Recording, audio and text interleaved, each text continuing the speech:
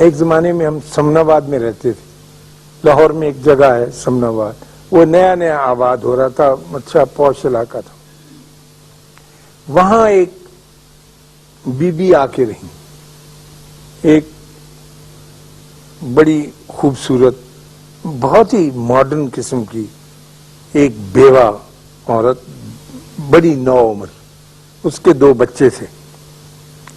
تو ہم جو نیک آدمی تھے سمن آباد کے رہنے والے، ہم نے دیکھا کہ ایک عجیب و غریب کردار آ کر ہمارے درمیان آباد ہو گیا، اور اس کا انداز زیست، زندگی کا چلن جو ہے وہ ہم سے ملتا جلتا نہیں، کیونکہ ایک تو وہ بہت اعلیٰ درجے کے نہایت خوبصورت کپڑے پہنتی تھی، پھر اس کی یہ خرابی تھی کہ وہ بڑی خوبصورت لڑکی تھی، پھر اس میں تیسری خرابی یہ تھی کہ اس کے گھر کے آگے سے گزرو تو خوشبو کی لپٹیں آتی تھی، وہ سینٹ فری استعمال کرتی تھی، وہ جو سپرے نہیں ہوتا.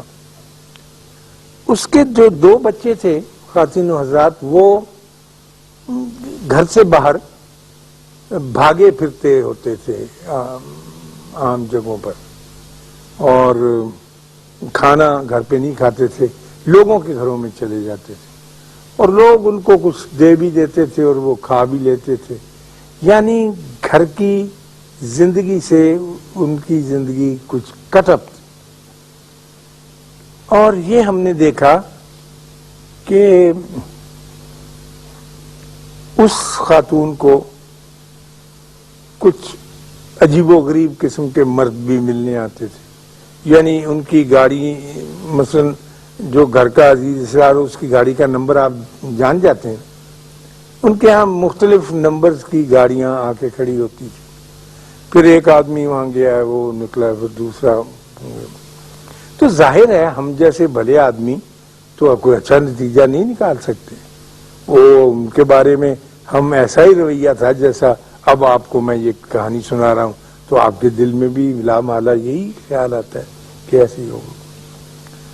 تو ہمارے گھروں میں آپس میں جمعے کے وقت مسجد میں بھی میں گوئیاں ہوتی تھی کہ یہ کون آ گیا ہے جو ہمارے اس علاقے میں آ کر آباد ہو گیا.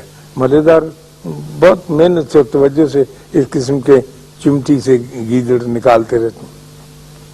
تو ایک دن وہ گئی، اچھا، اور لیٹ کے صوفے کے اوپر میں دیکھتا تھا، کھڑکی تھی بڑی ساری جو گھروں نے لیا، وہ ناول جاسوسی پڑھتی رہتی، کوئی کام نہیں کرتی تھی یار کہ چولہا چونکا ہو.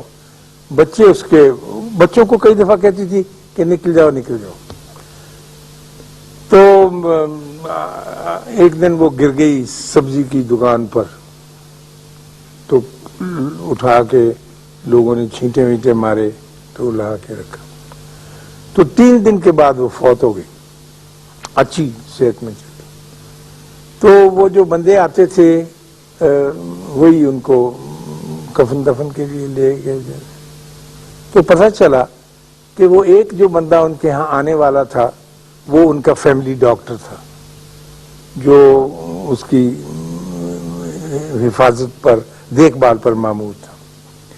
اس عورت کو ایک ایسی بیماری تھی کہ جس کا کوئی علاج نہیں تھا.